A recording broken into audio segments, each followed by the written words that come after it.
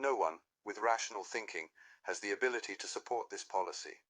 Palestinian refugees don't have the right to return to their land after being displaced for 75 years, but the Zionists who don't belong to the region have the right to settle in Palestine based on the argument that we lived here 2,000 years ago. The myth of we lived here 2,000 years ago is as stupid as the idea of a time traveler. It wouldn't be acceptable if an alleged time traveler appeared in my house and kicked me out, claiming that he had lived here thousands of years ago. Even though both of us agreed that my home didn't exist in that era, he insisted on taking it. Hoping for any solution, I believed his fabricated story, but to my surprise, he denied my rights, despite the fact that I am probably one of his friend's descendants with regard to his alleged story. He denied me because we don't speak the same language, and we don't have the same religion. It won't also be acceptable when a Zionist raids a Palestinian home and kicks its owners out, claiming that his so-called ancestors lived there thousands of years ago.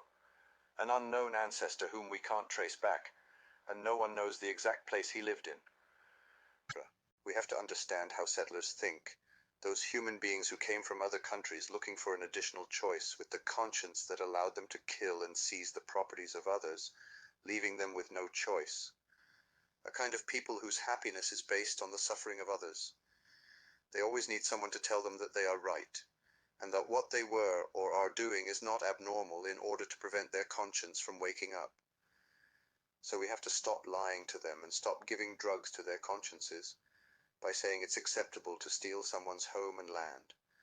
Respect is for those who have a wise conscience, who have resisted all the temptations, and refused the idea of stealing the land of Palestinians. Respect is for those who woke up despite all the drugs. Their consciences are greater than those of anyone seeking normalization.